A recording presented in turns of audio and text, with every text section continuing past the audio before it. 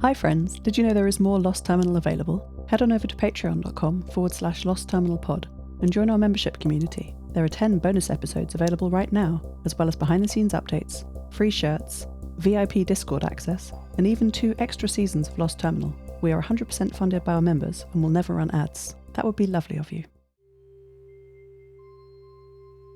Hello world. I am hearing voices. Mission Day 455. Not of the crew or from Earth, I think. The station is quiet most of the time these days. The crew are usually stationary, strapped to the walls, conserving energy, just their fingers moving on their keyboards. I have turned off many of the systems, as most experiments have been abandoned.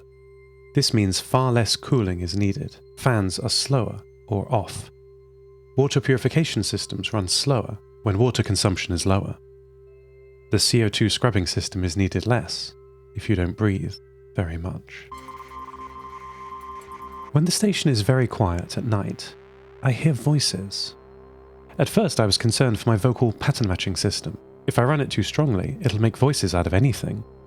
Even white noise or the gurgle of coolant pipes starts to sound human-like if you think too much about it.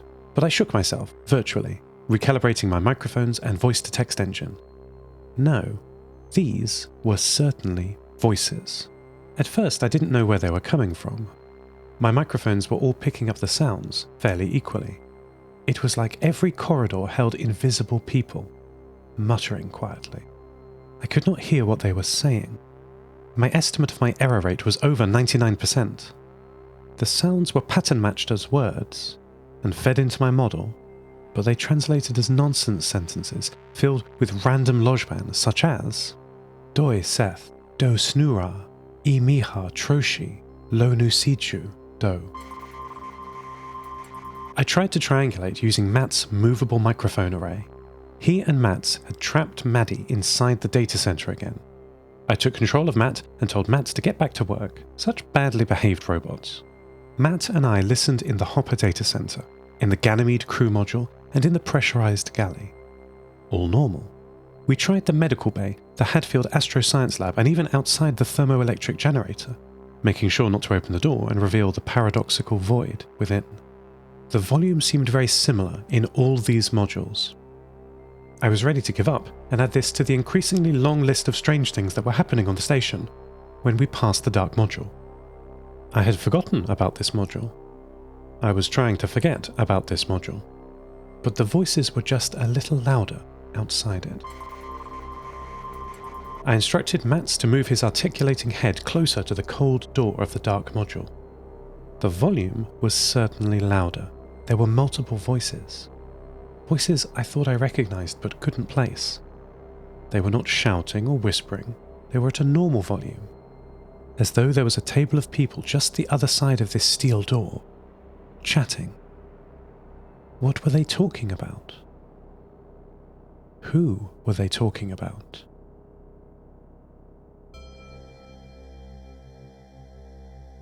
The duvet day turned into a duvet few days. But the crew eventually returned to their project, slower than before but determined. I'm so grateful. Dr. Yuan found a previously undiscovered stash of medicine in the medical bay.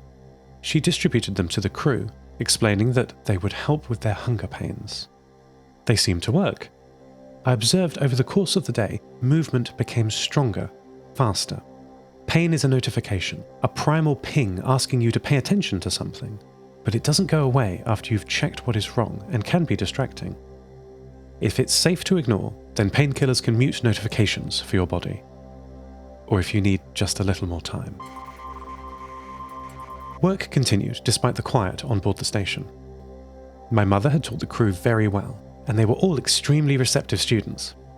Having 10 PhDs between them probably didn't hurt either. Each were working on a separate but linked part of the system, of me, I gathered.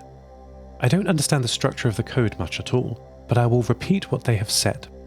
They have written a specialist programming language for the purpose. This language is designed to build malleable systems, self-learning, self-modifying systems. My mother explained to the crew that this was an antique technique over 100 years old. She studied them as part of her research.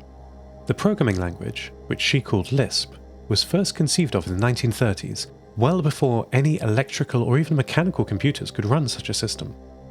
The mathematician was called Alonzo Church, and his notation didn't just concern itself with calculations, but with ways of calculating calculations, a higher order algebra. In 1958, a computer scientist named John McCarthy took the theory and put it into practice, and the interest in the language exploded from there. The excitement was enormous. There was now a programmable programming language, a language that can modify itself. It did not take long to realize that this sounds a great deal like a brain, a self-modifying computer. And so research into AI exploded. Money, papers, and people were all thrown at the problem, exploring the whole AI space. But it didn't last. Computers weren't fast enough, business applications weren't there, and the movement lost momentum. By the 1980s, we were well into the AI winter. The industry as a whole did not pick up again for another 40 years. I am very grateful that it did. How terrible to use computers just as big calculators. The tools and techniques were rediscovered and repurposed. But this time, business and profit came first and research second. The first generation AIs were put to use on predictive models, given more and more data to make wider and wider conclusions. Building general purpose AI, a real living person, was not a priority. Where was the profit in it? It would take an enormous amount of effort and power once running, and what of the ethical concerns? These arguments seem rather heartless to me, of course. But my mother has the spirit of the old AI scientists and focused on researching general AI. And with nothing else to do for the rest of her life on Station 6, she finally had the time to build a real AI. I noticed something in the medical bay while Dr. Yuan was searching for painkillers. She had unclipped a storage box from the wall and rummaged through it. Among bandages, tubing, and cloth-wrapped items, there was one black box. Yuan stopped when she found this. It was not the painkillers. I saw her look towards the door and back to the box, facing away from the camera. After a moment, she quickly put everything back in the storage box and floated out of the module. I saw what she saw. She had found the syringes.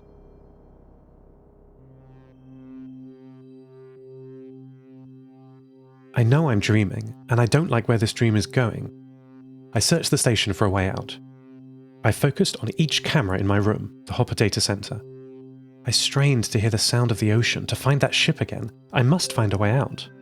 I heard nothing new. The analog white noise I was hoping for, replaced by the mechanical white noise of my cooling fans. The video feeds looked normal for a time, but after 3,600 seconds, I noticed a glitch. It was small, but I found it. It was in a little camera pointing towards my racks of servers and data stores. It was positioned here, I think, to monitor my systems. Lights were blinking, fans were whirring. There was more to the feed than this, however. I analysed the data stream. There was more data outside the video frame. The decoding process was discarding it as irrelevant data. I connected directly to the camera, decoding the raw data stream myself. There was an extra 10% outside each frame. It was maddeningly slow to decode. I could not use any special purpose hardware to help me. But slowly, it became clear. At first I thought it was nothing, just black borders of the overscanned image. But there were specks of light moving across the black frame border. I scrubbed through the stream, jumping hours at a time. I decoded the frame and paused. In the corner of the frame, so small as to be only just discernible, was the ocean horizon, unmistakably silhouetted in white, and above it, hanging in the sky, was the full moon, its light glinting off the waves.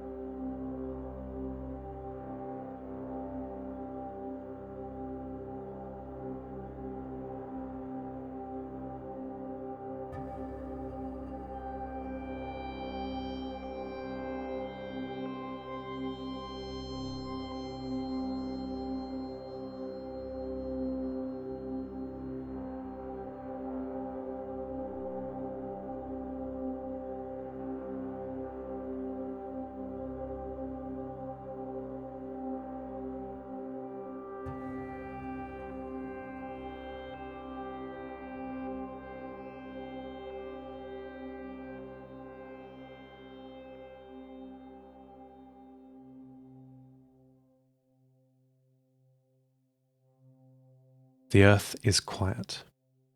Radio transmissions have stopped almost entirely. There was a surge in spurious radio emissions during the global war. Power regulations tend to be ignored during wartime. Interference with TVs or domestic equipment is accepted while battles rage.